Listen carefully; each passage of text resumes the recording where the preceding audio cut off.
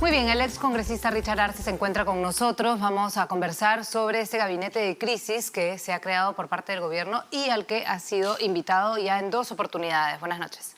Buenas noches, Valery. Evidentemente, con la profunda preocupación de las vidas perdidas, creo que no tiene sentido, más aún en una situación donde el país está polarizado, ¿no? Pero el problema es de fondo.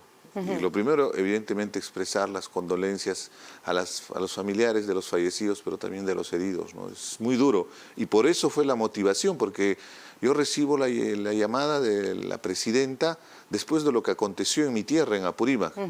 Pasó todo el problema en Andahuaylas, en Chincheros y ya bastante tarde, horas avanzadas. Normalmente soy noctámbulo porque hago actividad de trabajo.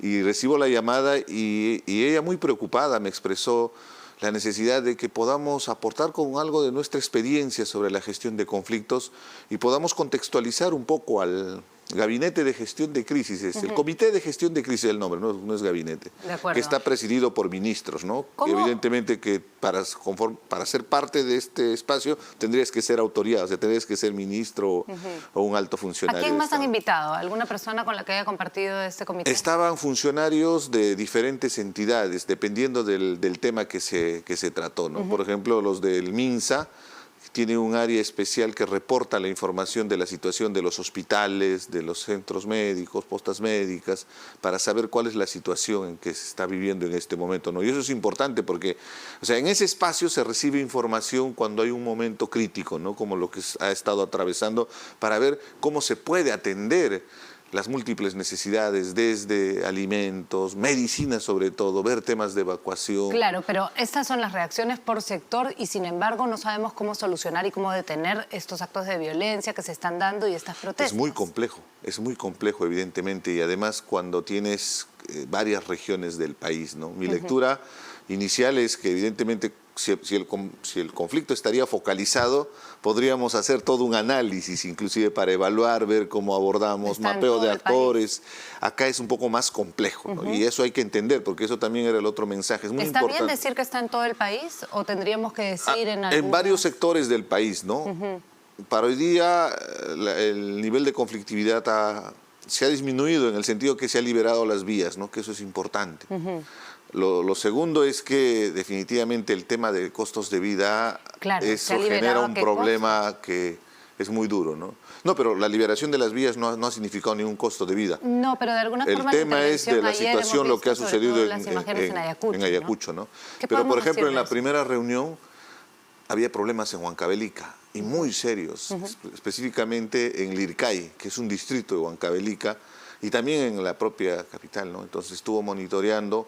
Gracias a Dios no hubo costo de vida, pero igual hubo destrucción de infraestructura, básicamente el Ministerio de Transportes y Comunicaciones. Creo que es de la Dirección Regional de Transportes y Comunicaciones, ¿no? En estas reuniones se tiene identificado quiénes son las personas que están detrás de los actos vandálicos, principalmente instituciones, eso es labor policial, eso es labor de inteligencia, ¿no? Esa es otra instancia, ¿no? No se está trabajando desde ahí. Es más un tema estratégico de gestión de conflictos, ¿no? Porque evidentemente el tema hay que abordarlo de manera estratégica en el sentido que, por ejemplo, cómo tiendes puentes de diálogo, cómo generas espacios de confianza con la población cuando hay un conflicto social. Eso es lo que han tratado ustedes. Eso es lo que hemos estado evaluando. Yo he compartido mi experiencia. Yo soy docente universitario, justamente uno de los temas que trato es la gestión de conflictos sociales, el tema de reasentamiento de comunidades, consulta previa. Entonces, tengo algo de experiencia y lo que les he expresado son opiniones, sugerencias de por dónde podrían orientar la posibilidad, por ejemplo, de construir aliados estratégicos, porque hay que dialogar con la población. Cuando hay un conflicto, ya estamos en el 9º día, no se ha construido este diálogo, el problema es que esto ha ido escalando y en realidad no hay un interlocutor, porque es mucho más fácil si habría interlocutores. Por ejemplo, para plantear una mesa de diálogo, ¿con quién dialogas? Si son diferentes sectores. Entonces, esto es un tema más político. Por lo mismo, pero ha ido escalando porque políticamente no ha habido una buena reacción y hoy, por ejemplo, tenemos 2 renuncias en el gabinete de... Sí, y en el Congreso, ¿no? Que es lo más determinante, porque cuando yo te decía gestos de confianza, es importante que desde el Ejecutivo y el Legislativo le digan a la población que sintonizamos con el problema y la demanda social que se está manteniendo. Porque conflictos sociales hay en todos lugares, pero objetivamente acá Los dos poderes que están siendo cuestionados es el Ejecutivo y el Legislativo. Están pidiendo que se vayan todos, pero hay un procedimiento. Entonces, por ejemplo, ahí hay un tema comunicacional también para explicar estos vericuetos que tiene el proceso electoral. Que, por ejemplo... No, pero nos estamos yendo a otro tema. Estamos hablando de las renuncias que se han dado en el gabinete, ¿no? El ministro de Cultura, Cultura y la ministra de Educación han renunciado. Sí, tengo conocimiento. Y eso de alguna manera ha sido por las muertes que han ocurrido y debilita, sin duda, definitivamente. al primer gabinete y a Dina Boluarte en su gestión. Definitivamente, ¿no? Por eso creo que están ahora en sesión de consejo, no tengo mayor información. Ayer tuvimos la reunión justo en los momentos que se recibía información de lo que acontecía en Ayacucho, ¿no? ¿Y estaban esos ministros que han renunciado?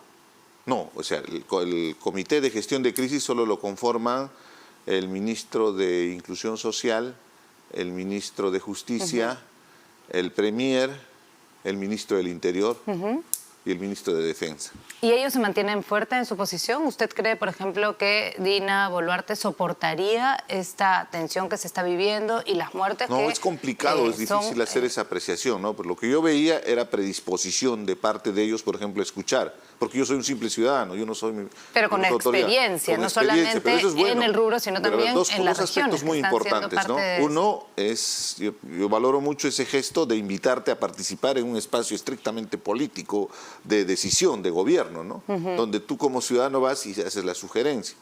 Lo segundo es que cuando les explicaba había muy buena predisposición y había una buena lectura de lo que estaba aconteciendo. Pero entenderás que esto no es una fórmula matemática, esto no es un algoritmo donde se puede diseñar un procedimiento y se soluciona.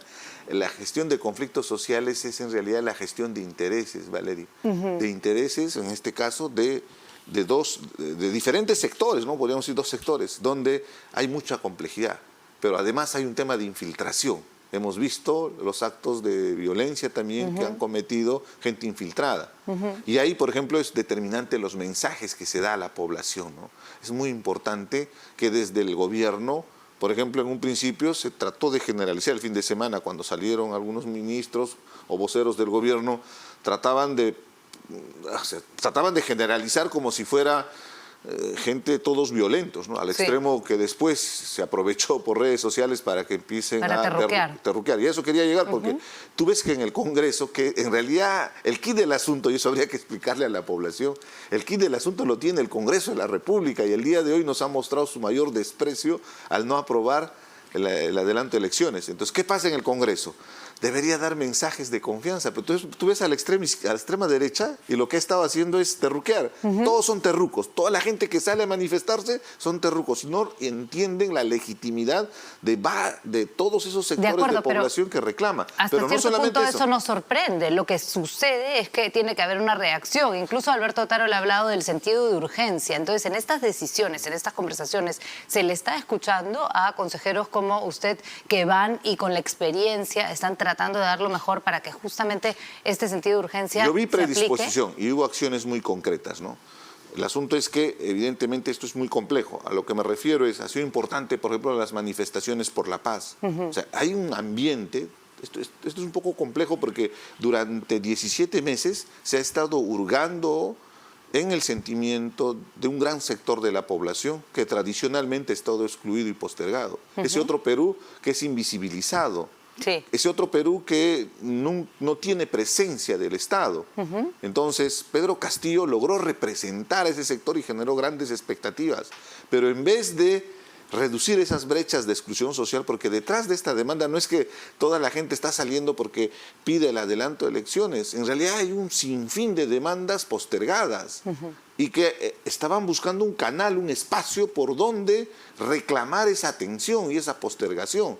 Y ante esta circunstancia que se presenta, evidentemente es una oportunidad para hacerse presente, ¿no? y manifestarse ante la población. Para ver la situación del Congreso y la responsabilidad que tiene, por ejemplo, por lo que ha sucedido hoy día al no aprobarse el adelanto de elecciones para el 2023, ¿cuánto cree que ese mensaje hubiera llegado a la población que se está levantando? Mira, cuando un conflicto social empieza a desencadenarse, la estrategia es abordarlo en una estación temprana. Y para eso hay que diseñar estrategias de prevención. Mientras va avanzando, el conflicto va escalando y va llegando a un nivel donde va a ser prácticamente cada vez más difícil y hasta puede llegar a un momento imposible de solucionar el problema. Entonces, ese es, como quien dice, estamos con cuenta regresiva.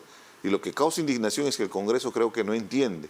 Porque en este momento, te repito, es el Congreso el que tiene que aprobar el adelanto de elecciones.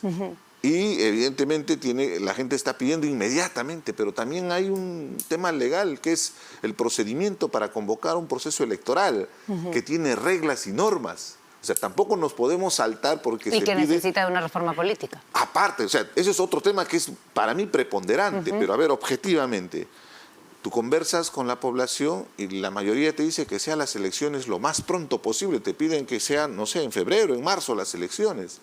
Pero, por ejemplo, hay una norma que dice, para la convocatoria de una elección, eso está en la ley establecida, se necesita 270 días antes. Claro. Entonces, ¿qué significa? No podemos saltarnos, esa norma es como un No se puede tampoco modificar esa ley. Ahora, si tú modificas esa ley, tú tienes otro corset, que es que durante un año no se puede hacer ninguna modificación.